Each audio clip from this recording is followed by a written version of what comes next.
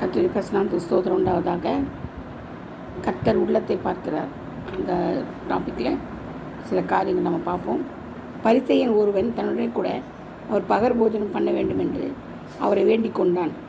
அவர் போய் பந்தியிருந்தார். லூக்கா 11:37.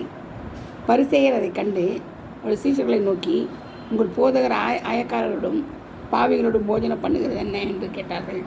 மத்தேயு 9:11. அவர் போஜனம் பண்ணுவதற்கு முன் கைமுடமாயிருந்த பரிசேயன் கண்டு கை கழுவாமல் இருந்த பரிசேயன் கண்டு ஆச்சரியப்பட்டான். லூக்கா 11:38. பரிசேயராகி நீங்கள் போஜனப்பான பாத்திரங்களின் வெளிப்புறத்தை சுத்தமாக்குகிறீர்கள், உங்கள் உள்ளமோ கொள்ளையினாலும் பொல்லாப்பினாலும் நிறைந்திருக்கிறது. லூக்கா 11:19. 1 சாமுவேல் 16:7 கூட இருக்குது. மதிக்கெடரே, வெளிப்புறத்தை உண்டாக்கினவர் உட்புறத்தை உண்டாக்கவில்லையோ? லூக்கா 11:40. உங்களுக்கு உண்டானவைகளில் பிச்சை கொடுங்கள், அப்பொழுது சகலமும் உங்களுக்கு சுத்தமாயிருக்கும். லூக்கா 11:41. நீ கொப்பேர் மரத்தால் உனக்கு ஒரு பேழையை உண்டாக்கு, அந்த பேழையிலே அறைகள் உண்டு பண்ணி அதை உள்ளும் புறமுமாக கீழ்பூசு. ஆதியாகமம் 6:14.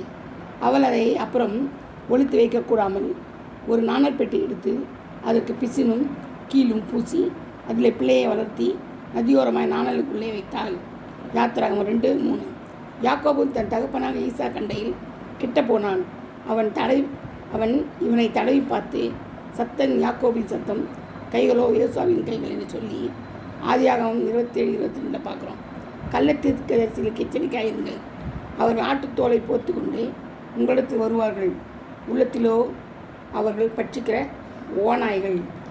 மத்தேயு 7:15, 16, 17, 18, 19. கர்த்தர் தமது வார்த்தைகள் ஆசீர்வதிப்பாராக. ஆமென். அல்லேலூயா.